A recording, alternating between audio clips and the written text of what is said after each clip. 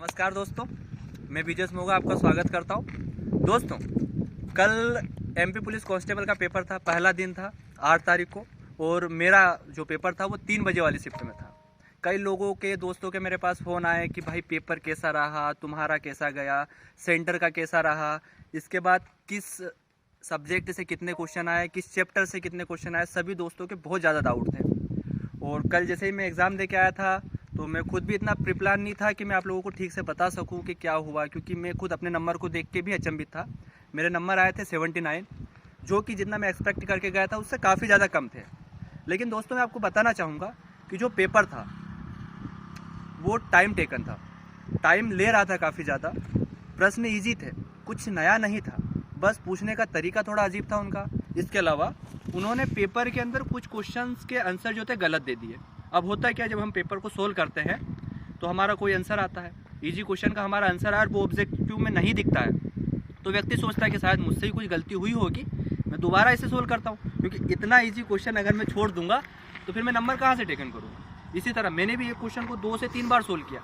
जब ऑप्शन में आंसर ही नहीं मिल रहा था तो मैंने सोचा कि नहीं, कहीं इसके लिए मेरे लास्ट वाले जो ईजी क्वेश्चन है वो ना छूट जाए, तो मैं स्किप करते हुए पहले लास्ट तक पहुँचा। ठीक है, तो अगर आप एग्ज़ाम देने जा रहे हो कांस्टेबल की, तो सबसे ज़्यादा आपको ये समय का ध्यान रखना है कि अगर कोई प्रश्न का उत्तर 1 या 2 बार में सही नहीं आ रहा है तो उसे उस टाइम आप स्किप कीजिए, या तो मार्क करके आगे बढ़िए, और लास्ट तक के सारे क्वेश्चन, पहले 100 क्वेश्चन आप अटेंड कीजिए। जब आपके 100 क्वेश्चन अटेम्प्ट हो जाते हैं, उसके बाद उन क्वेश्चंस पे आइए जहाँ पर आपने छोड़ रखे हैं या ऐसा कुछ हुआ या तो वो टफ थे या फिर उसका आंसर जो आपका आया था वो विकल्प में नहीं था। ठीक है, अब हम बात करने जाए पेपर की, तो पेपर शुरुआत हुआ था मेरा जीके से। स्टार्टिंग में एमपी के क्वेश्चन आए, अच्छे खासे क्वेश्चन थे एमपी के, इजी क्वेश्चन भी थे उसके अंदर, जैसे चित्रगुप्त मंदिर कहाँ पर है, इस तरह के प्रश्न भी थे। कुछ क्वेश्चन ऐसे थे जो कि आप अगर पीएससी की प्रिपरेशन भी कर रहे हो तो शायद उस तरह के प्रश्न तो आप नहीं पढ़ोगे। कि महाराष्ट्र में एक प्रश्न था कि महाराष्ट्र में जो मछुआरे हैं उनके द्वारा कौन सा नृत्य किया जाता है।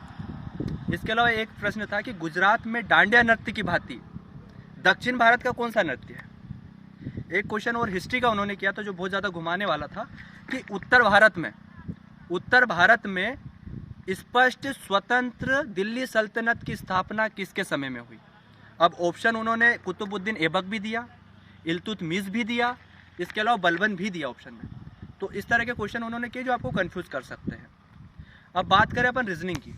रीजनिंग में क्वेश्चन कथन कार्रवाई कथन निष्कर्ष से आए ही है, करीबन 10 से 12 क्वेश्चन यहाँ से आए। इसके बाद रीजनिंग में क्वेश्चन आए थे ब्लड रिलेशन से, 2 क्वेश्चन ब्लड रिलेशन से थे, बहुत ईजी क्वेश्चन थे, लेकिन लैंग्वेज बहुत ज़्यादा घुमाने वाली थी। किसका किस से पूछ रहे हैं, यहाँ पे उन्होंने परेशान किया।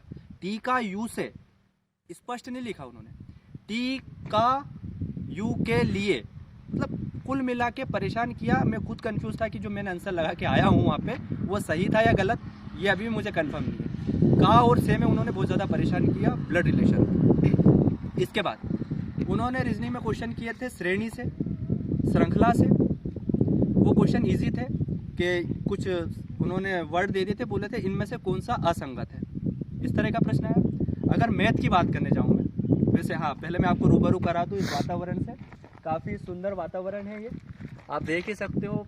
मतलब मैं खुद काफ़ी ज़्यादा परेशान था पेपर दे के आने के बाद कि यार क्या हुआ, 79 नंबर ही आए। तो बस मानसिक शांति के लिए मैंने कहा चलो कहीं बाहर जाते हैं, उधर बैठते हैं कहीं वातावरण की गोद में। तो वही प्राकृतिक की गोद में आके मैं आप लोगों के लिए यहाँ पे वीडियो बना रहा हूँ। तो साथ ही आपको भी शांत रहना है। जो मैथ की मैं बात कर रहा था, मैथ में समय कार्य से प्रश्न आए हैं आपके, समय दूरी से प्रश्न आए हैं, ट्रेन से प्रश्न आए हैं, बीज गणित से प्रश्न आए हैं। ठीक है, ये 4 चैप्टर से काफ़ी अच्छे क्वेश्चन आए हैं। इसके अलावा जो क्वेश्चन थे एडवांस में, बीज गणित के अलावा और कहीं से भी क्वेश्चन एडवांस में नहीं थे। ना क्रमचय पूछा, ना संचय पूछा, ना प्रायिकता पूछा, ना विचलन पूछा, ना मानक विचलन पूछा, ना गुणांक विचलन पूछा, ना निर्देशांक ज्यामिति पूछी, कुछ नहीं पूछा उन्होंने। मैथ जो भी था वो सभी से बनने वाले प्रश्न थे। अगर आपने मैथ की थोड़ी भी प्रिपरेशन की है तो डेफिनेटली आपसे मैथ के क्वेश्चन बनेंगे, लेकिन जो क्वेश्चन नहीं बन रहे हैं वहाँ पे आपको समय बर्बाद नहीं करना है। 100 क्वेश्चन का पूरा पेपर है, आपको पूरे 100 नंबर नहीं चाहिए सिलेक्शन के लिए। आप वो देखिए जो आपसे बन रहे हैं, वो छूटना नहीं चाहिए पेपर में। एक और जब हम बात कर रहे हैं पेपर के बारे में, जैसे मैं अब पेपर दे के आया हूँ तो मैं आपको अपना एक पर्सनल अनुभव बताना चाहूँगा कि पेपर देते टाइम आपको क्या करना चाहिए। अगर आप एग्ज़ाम देने गए हो एग्ज़ाम हॉल में, तो सबसे पहले ये है कि जो एग्ज़ाम है वो आपने पहले कितना पढ़ा ये तो मायने रखता ही है, लेकिन साथ ही ये मायने रखता है कि वो 2 घंटे जब तक आप एग्ज़ाम हॉल में हो वो 2 घंटे आपने किस तरह से बिताया है। उस टाइम पे अगर आपने प्रेजेंट ऑफ माइंड सही से वर्क कर गए तो बात मानो आप खेल गए गुरु, सिलेक्शन डन है। 2 घंटे आप एक्टिव माइंड से वहाँ पे बैठिए। एग्ज़ाम स्टार्ट होने से पहले का जो 1 घंटा वहाँ वेस्ट करने का होता है, वहाँ पे आप बहुत ज़्यादा परेशान भी होंगे, ना जाने क्या पूछ ले, बाहर जो दोस्त बैठा है उसको मुझे क्या बताना है जाके, अगर मेरे कम नंबर आए तो मैं उससे कैसे फेस करूँगा। तो ये सारी चीज़ें छोड़िए। दोस्त आया वो आपका शुभ चिंता है कि वो आपके बारे में अच्छा ही सोच रहा होगा कि आपके अच्छे नंबर आएंगे, लेकिन आप वो 2 घंटे सिर्फ ये सोचिए कि मुझे अगले जो मतलब ये जो समय है इसे बेस्ट देना है। बाहर जाके क्या जवाब देना है, घर वालों को क्या बताना है, अगर मेरे कम नंबर आए तो क्या करूँगा, वो दोस्त के तो कम आए थे यार, वो एक के बहुत ज़्यादा आ गए, उससे कम नहीं आना चाहिए। तो ऐसा कुछ नहीं है। आपका कंपटीशन जो उस समय पे लोग बैठे हैं उनसे पहले है, तो कोशिश कीजिएगा आप उन लोगों से जो हॉल में आपके साथ बैठे हैं उनसे ज़्यादा शांत आप वहाँ पे बैठ सकें। साथ ही में एक और मेरे मित्र थे साथ में जो कल एग्ज़ाम देने गए थे, विजय जी कड़वाड़ा, मैं बताना चाहूँगा वो उन्होंने काफ़ी अच्छी प्रिपरेशन की थी पहले, लेकिन अभी एग्ज़ाम के कुछ दिन पहले से वो पढ़ाई से थोड़ा सा दूर हट गए थे। अपने गांव जाके घर से उन्होंने जो भी प्रिपरेशन थी उतनी की थी, लेकिन जो एक मुख्य धारा थी उससे दूर थे। लेकिन उनका जो अनुभव था वो बहुत ज़्यादा काम में है। उन्होंने 71 नंबर यहाँ पे जो था स्कोर किया, जो कल के 3 बजे वाली शिफ्ट के लिए बहुत अच्छे स्कोर माना जा सकता है।